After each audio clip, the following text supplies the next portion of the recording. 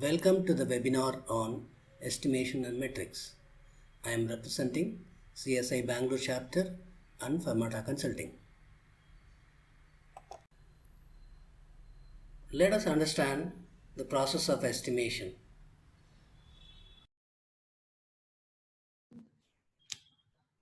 Learn how to estimate the team size. Now, going to the first term, the size is a measure of quantum of work. That means how much work I have to do. So let us take a simple example of a distance to be covered. For example, from here to KR market, say the distance is 10 kilometers. So whether I am measuring by foot or a scale or by a tape or running a tachometer, all this can give different reading, but 10 kilometers is 10 kilometers. So similarly, for any project, there is a quantum of work, and depending on the project, the quantum of work and its unit may differ. For example, in a workshop, there could be number of parts whose size could be the number 100. For example, ISRO is launching the lunar vehicle, so the assemblies involved could be 10 there. And in a software project, the lines of code could be 100.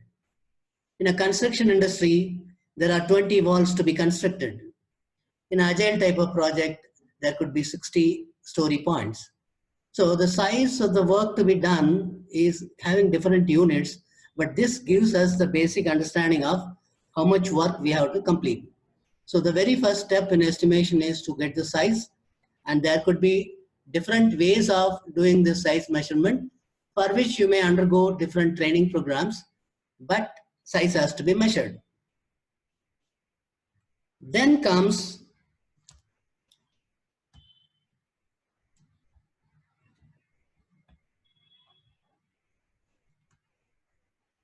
the productivity terminology, which is a measure of completing the project at what speed, how fast you can complete or how slow you are completing.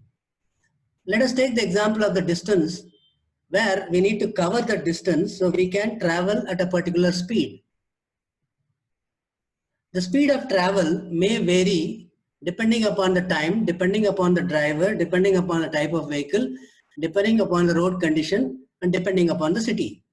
For example, in Bangalore, if I am traveling at 6 o'clock, the speed at which I can travel could be 60 kilometers per hour. But if the same travel I am making at 9 o'clock, I can travel at 10 kilometers per hour, sometimes 5 kilometers per hour also. You know the Bangalore traffic, right? So similarly, for a project, there are productivity numbers for different type of project. For example, in a software project with C code, the productivity could be 20 lines of code per day. In an agile project, it could be 20 story points per day. In a manufacturing industry, a lathe can produce 10 parts per day. In a HAL or aerospace industry, one assembly can be produced per month. And in a construction industry, one wall can be produced in a day. Similarly, you can have for pipe laying, for any other type of industry. So this productivity is the speed of work. Where do we get these productivity numbers from?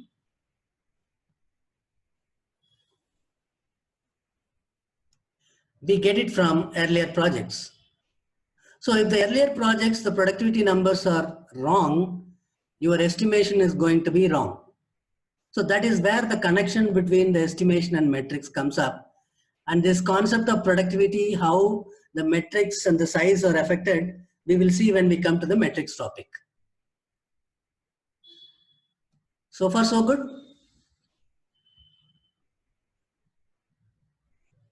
Okay.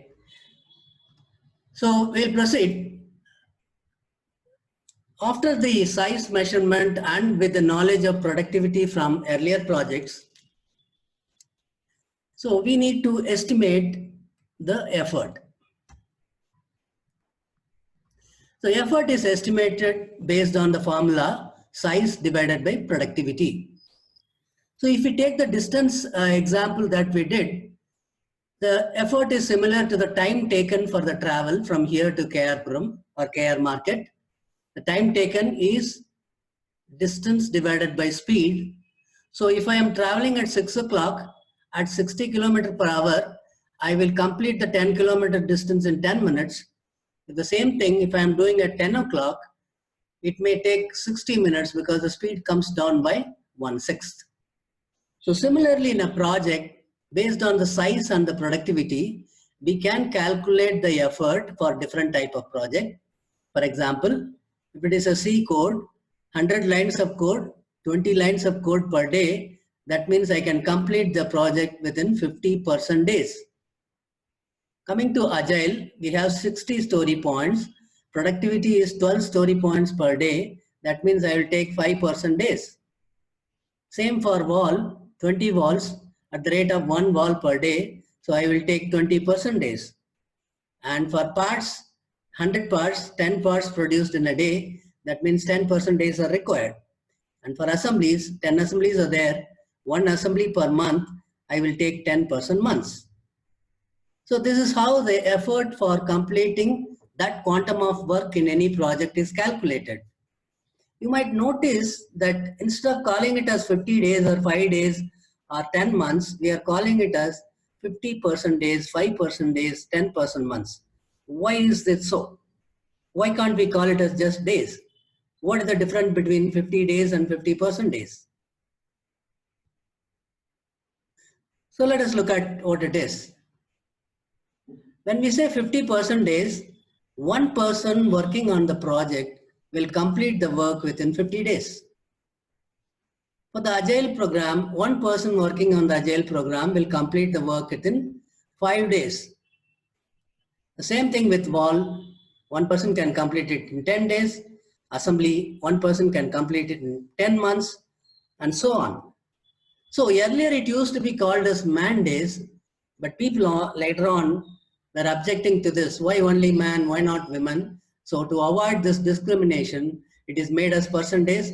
No more man days, no more women days. Okay? So this is how the effort meaning looks like. So having decided the effort, we need to decide how many people are required, for which we should know when this project will be completed. And who is going to decide this? The customer or the client or whoever has given you the work, the owner of the project, your boss, your CEO, your MD, other customers, they decide when this project has to be completed. It could be 1 month or 2 months or 3 days or 2 days.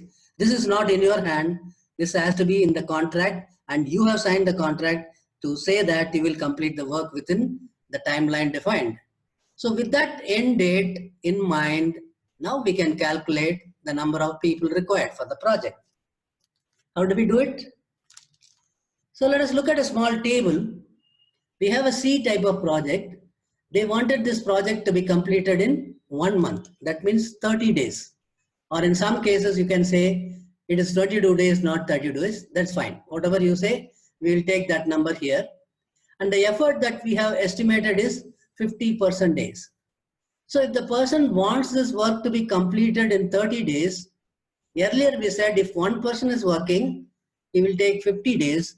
So if it has to be completed within 30 days, we require more than one person. It could be 2 or 1.5, whatever be the case. You got it? Similarly, when we talk about Agile, they wanted to complete this work within 2 days, but the effort estimation says it is 5% days. So to complete this work within 2 days, we need more than 2 people. It could be 2.5, it could be 3. When we come to the wall construction, it has to be completed in 3 days, but the effort estimation is 20% days. That means I need minimum 6 people, more than 6 people. For producing the parts within 5 days, I need 2 people. For making the assembly within 1 month, I need 10 people because 10 is the effort required. So we need 10 people working on this project, then only this assembly will get completed. You know how we are calculating the number of people required? So it is not that I have 10 people in the bench, I put all of them in this project. I have 5 masons working and they don't have any other job, so I will put them all in this construction. If you do like that, then you are spending more than what is estimated and you will lose the profit. So you need to be careful in assigning people based on this sequence of work. We also understand that in any project, any work that is done, project manager is required as a first person. So in the C code generation, if project manager is already there, then one person is there, then we have only some 0.6% for the other work. Similarly, if you talk about Agile, we have 1% PM, so 1.5 people are there for other work. This is the way it has to be done. So this 0.5 people or 1.5 people will be able to do all the other work like requirements or building the material or bringing the sand or lifting the assembly, lifting the parts. All the other work can be done by this one person only or 1.5 person only. Let us look at some other interesting phenomena called effort distribution. So it's certainly not that the PM is there for throughout the project, or one person who is there additionally will do all work. For example, if you take C code, the requirements may take 10% of the effort. Suppose the overall effort is 1000 hours, then 100 hours is for requirements, 200 hours for design, 300 hours for coding, 400 hours for testing. So you may have 0.6 people working on this project, or the PM will work for only 10%. Later on, we will bring a designer who will work for 20%. We will bring a tester who will work for 40%. We will bring 2 developers who will work for 30%. So it is not the number of people, it is not the total headcount that matters. It is the role that the people play for that duration of 10%, 20%, 30%, 40%. Similarly, if you talk about a wall construction, the overall effort of 10 days is split across 1.5 day for foundation, 1 day for the mason supervisory, wall making becomes 5 days, and plastering becomes 2.5 days. So this is how the effort is distributed, and accordingly, the type of people involved here will change. If you are making parts, for making drawing, we require some 15 days. For material preparation, I get 20 days. For producing the part and assembly, I need 55 days. And for inspection, I need 10 days. So for different type of work, different type of phases of the project, different people come in and they contribute for that much effort and then go to some other work. So this concept has to be understood, and accordingly, you should make a schedule. And the schedule is nothing but the people, the task, when they are starting, when they are completing, and it has to be tracked with the status. The status is yet to start, in progress, completed. Unless we do this, the project will not go in the right direction and you may lose the milestones. The people may be overstressed and all that. Are you all with me? Is it okay? Any doubts and estimations so far?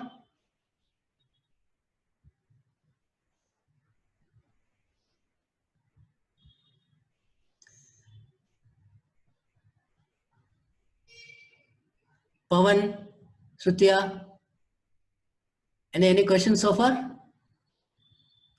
Can I proceed?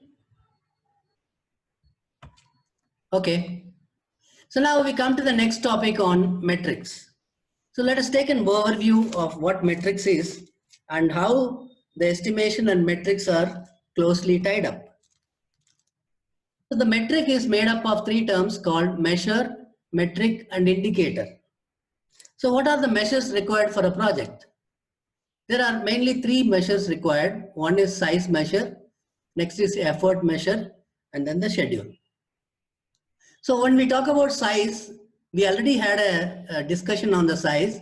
It could be lines of code, story point, number of walls, number of parts, number of assembly. Okay.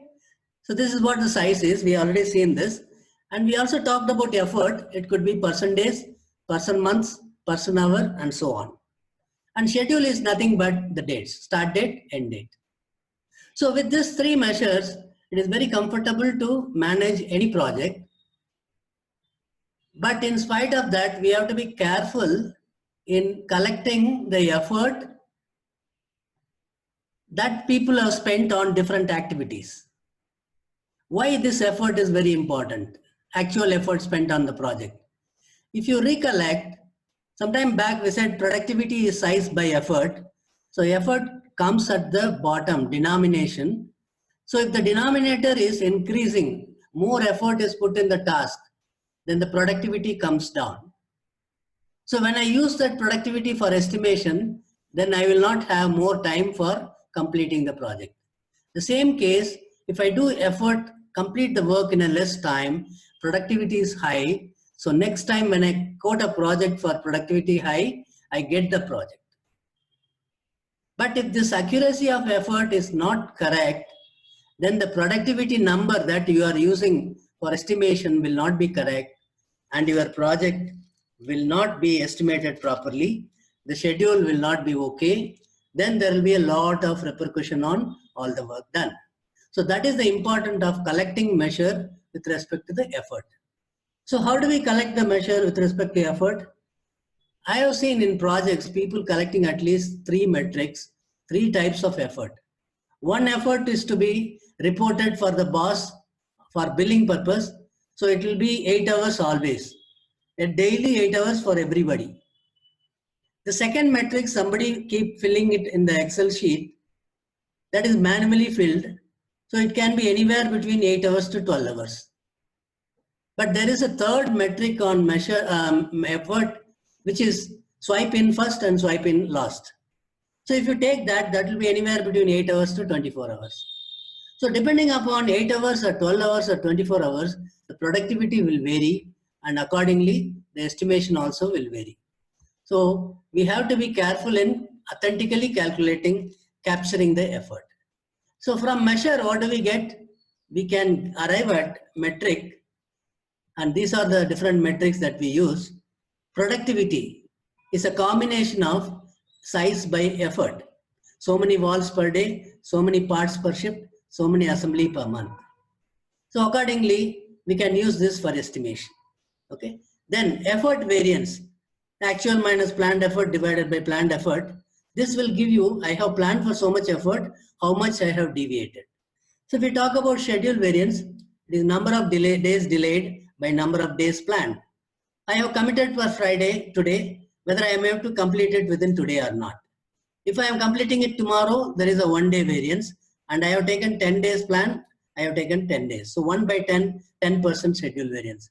So the matrix is calculated based on the combination of measure, and we get a metric like this. Now with this metric, what do? We get an indicator. For example, the productivity of release 1 is better than release 2. The schedule variance of project A is lower than that of project B. So based on this indicator, what do? We start correcting things. We start doing it again in the good project. For example, productivity of release 1 is better than release 2. For next release also, I will do all the good practices of productivity and get release 3 also better. Okay, schedule variance is lower than project B. Then I will find out what project B has done to get a good schedule variance. I will try to implement in my project. So the indicators give you a way of improving things or maintaining the best practices. So this is the overall setup for the metrics part of it. And you know how this metrics that we are measuring is influencing the productivity which is used for estimation. So if we are not correct in capturing the effort, then our productivity numbers will not be correct and the subsequent estimation of next project will not be correct. So this sequence keeps on happening, and if you are not correcting this, then all your projects in the organization will go in a wrong direction. Well, that's what I have for this session.